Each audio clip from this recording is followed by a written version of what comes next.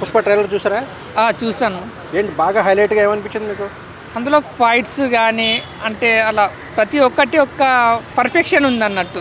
అంటే సుకుమారు 3 years కష్టపడ్డ దానికి అంటే దానికి అవుట్పుట్ అనేది చాలా బాగా ఇచ్చాడు. దానికి అల్లు అర్జున్ గారు చాలా మళ్ళీ ఎట్లా అంటే మళ్ళీ ఇంకొక అవార్డు కూడా రావాలి అన్నంత డెడికేషన్ తోటి చేశాడు.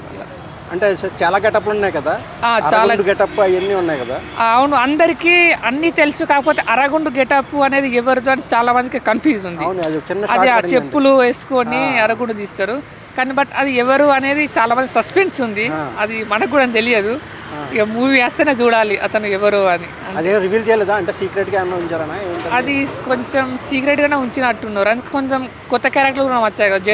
జగపతి బాబు వచ్చాడు, అలా సునీల్ అంటే వీళ్ళందరూ అప్పటి నుంచే ఉన్నారు. అట్లా అంటే అతను ఒక్కడే, చాలా మందికి అది ఒక్కటే సస్పెన్స్లో ఉంది కానీ ఇక మూవీ చూస్తే కానీ మనకు తెలియదు.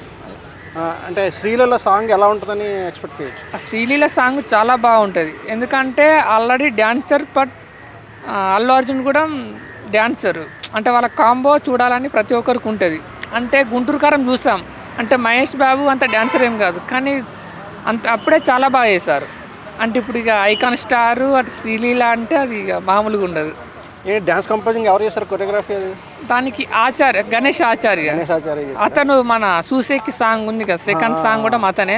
మన దేవర మూవీలో ఆయుధ పూజ సాంగ్, అలా ఇప్పుడు మన గేమ్ చేంజర్ కూడా మచ్చ సాంగ్ అతనే చేస్తాడు. అతను చాలా సాంగ్ అంటే స్టెప్లు ఎలా ఉంటాయని ఎక్స్పెక్ట్ చేయొచ్చు. అంటే ఐటమ్ సాంగ్కు చాలా బాగుంటుంది.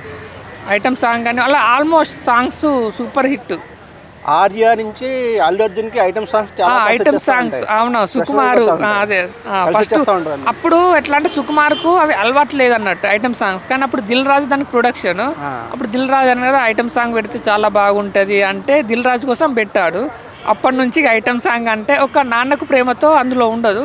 ఇక మిగతా అంత జిగేలు రాని, రంగస్థలం ఇక అన్నీ చూసాం. ఇక అన్నిట్లో ఆర్య 2లో కూడా అది రింగ సాంగ్ అట్లా ఐటమ్ సాంగ్ సిరీస్లో సూపర్ హిట్ సాంగ్స్లో దీన్ని కూడా చేర్చచ్చు అంటారా?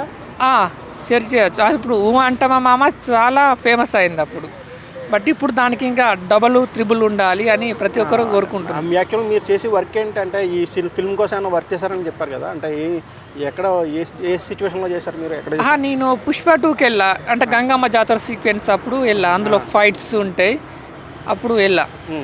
అంటే ఏమనిపించింది ఆ సెట్ లొకేషన్? సెట్ చాలా అంటే నాకు లైఫ్లో అంటే అదొక మెమొరబుల్ అన్నట్టు. అంటే అప్పుడే ఇండస్ట్రీకి అప్పుడే కొత్తగా వచ్చా కానీ అప్పుడు గంగమ్మ జాతర సెట్ చూస్తే చాలా బాగుంది. అంటే అసలు చాలా ఖర్చు పెట్టారు దానికోసం. ఒక 60 crores పెట్టారట జస్ట్. అంటే 60 daysకు అంటే డైలీ ఒక 1 crore అన్నట్టు దానికి. అట్లా అంతా బాగా చేశారు. ప్రతి ఒక్క ఒక జాతరలా ఉంటుంది అలా. దానికి కూడా చాలా కష్టపడ్డారు. ఈ అమ్మవారి సీన్ ఉంటుంది, ఆ సీన్లోనే ఉందా? అంటే అక్కడే ఉన్నట్ట జాతరలోనే? అక్కడ గంగమ్మ జాతరలోనే అక్కడ ఫైట్స్ కానీ అక్కడే సాంగ్ ఒకటి ఉంటుంది. మేకప్కి టైం పట్టిందంటే ఎంత టైం పట్టింది అసలు? చాలా చాలా 7-8 hours పట్టింది. అది మేకప్ అంటే అది చాలా కష్టం. అలా అంటే మేకప్ తోటి నైట్ ప్యాకప్ అయ్యే వరకు ఉండాలంటే కూడా చాలా కష్టం. ఎందుకంటే సమ్మర్లో మళ్ళీ అది సమ్మర్లో చాలా ఉడకపోస్తుంది. అలా చాలా డెడికేషన్ తోటి. అంటే ఎలా అంటే ఈ మూవీ అనేది అంటే మనం పెట్టిన ఎఫెక్టు దానికి అంటే మన ఆడియన్స్కు మనం ఏంటో చూపించాలి అంటే ప్రతి మన ఫ్యాన్స్ ఉంటారు కదా వాళ్ళ కోసం అని చాలా కష్టపడి చేశాడు. ఈ రష్మిక మండన కాల్ పట్టుకుని కూడా అవును, అది అసలు ఎవరు ఎక్స్పెక్ట్ చేయలే. అంటే నార్మల్గా అసలు మన చేతితో మనం ఇలా అనుకుంటాం ఫస్ట్. అంటే పుష్ప 1లో ఇలాంటిది చాలా ఫేమస్ అయింది. అంటే ఒక అమ్మాయి లెగ్ తీసుకొని ఇలా పెట్టడం అంటే చాలా కష్టం. అసలు ఏ హీరో అంటే కొందరు యాక్సెప్ట్ చేయరు, అంటే నేను చేయలేను అంటారు. కానీ అల్లు అర్జున్ అంటే ఫ్యాన్స్ కోసం అంటే మన తెలుగు ఇండస్ట్రీ అనేది మరొక మెట్టు ఎక్కాలని చాలా చేస్తాడు. యాక్చువల్గా బాహుబలిలో ప్రభాస్ కాల్ తీసుకుని నెత్తి పెట్టుకుంటాడు, హీరోయిన్ కాల్ ఈయన తగ్గేదేలే అని పెట్టాడు. చాలా బాగుంది. దానికి ఫైట్స్ కూడా చాలా బాగున్నాయి ప్రతి ఒక్కటి. అసలు ఇక అంతా ప్రతి ఒక్కరు మూవీ కోసం వెయిటింగ్. ఇంకా విలన్స్ గురించి చెప్పమంటే ఫహాద్ ఫైసల్, నెక్స్ట్ జగపతి బాబు గారు, వీళ్ళందరి గురించి ఒక్కొక్క మాటలు ఏమన్నా చెప్పమంటే ఏంటి? అంటే మనకు తెలుసు జగపతి బాబు అంటే చాలా మంచి యాక్టరు. అంటే ఆల్రెడీ సుకుమార్తో చేశాడు. రంగస్థలం చూసాం. రంగస్థలం, మన నాన్నకు ప్రేమతో. రంగస్థలం అంటే విలన్ గెటప్లో చాలా బాగా చేశాడు. అంటే ఇప్పుడు ప్లస్ మళ్ళీ ఇందులో కూడా విలనే చూడాలి ఇక. అప్పుడే అంటే రంగస్థలంలో చాలా బాగా చేస్తాడు, ఇప్పుడు ఇక దానికన్నా మించే ఉంటుంది అని అనుకుంటున్నా. నెక్స్ట్ డైలాగ్ ఉంది కదా, ఒక డైలాగ్ అంటే హైలైట్ అయింది డైలాగ్, క్లైమాక్స్లో ఒక డైలాగ్ చెప్పారు. క్లైమాక్స్లో ఒక డైలాగ్ ఉంటుంది, పుష్ప అంటే ఫ్లవర్ అనుకుంటివా, కాదు ఫైర్, వైల్డ్ ఫైర్ అన్నప్పుడు అసలు అది మామూలుగా ఉండదు. నెక్స్ట్ ఒకటి ఇంకొక 2 సినిమాలు పోటీ పడుతున్నాయి కదా పండగ సంక్రాంతి పోటీ. అవునవును, అటు గేమ్ చేంజర్, ఇటు డాకు మహారాజ్, 2 పోటీ బాగా కొట్టే ఛాన్స్ ఉందని ఊహించవచ్చు. అంటే ఓకే, అంటే 2 బాగానే ఉంటాయి, కానీ చాలామందికి మనకు ఎక్స్పెక్టేషన్స్ ఉన్నాయి అంటే గేమ్ చేంజర్.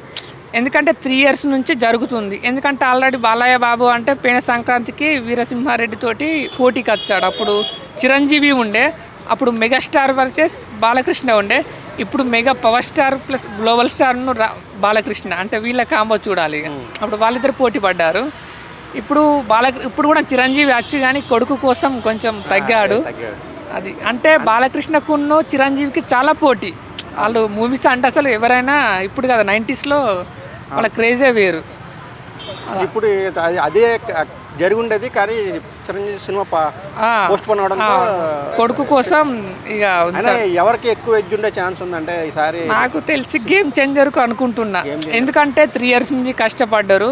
ప్లస్ శంకర్కు ఆల్రెడీ భారతీయుడు 2 ఫ్లాప్లో ఉన్నాడు, అట్టర్ ఫ్లాప్.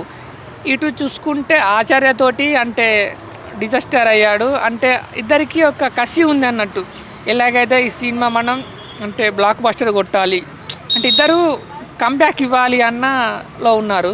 అందుకే దానికి చాలా ఎఫెక్ట్గా పెట్టారు. సాంగ్స్ కూడా చాలా బాగున్నాయి. అంటే జరగండి జరగండి సాంగ్ మనకు వినడానికి బాగాలేదు, కానీ ట్రైలర్లో టీజర్లో చూస్తే మాత్రం చాలా బాగుంది. అలా అంటే శంకర్ గారి అలా ఉంటాయి అన్నట్టు సాంగ్స్ మనకు వినడానికి నచ్చదు, కానీ మన మూవీ చూస్తే ఏ ముందుగా లొకేషను అంటే ఆ ప్రాపర్టీస్ కానీ అలా చాలా బాగా చేశాడు. అలా జానీ మాస్టర్ ఒక సాంగ్ కంపోజ్ చేశాడట. ఆ సాంగ్ ఎప్పుడెప్పుడు రిలీజ్ అవుతుందని చూస్తున్నా.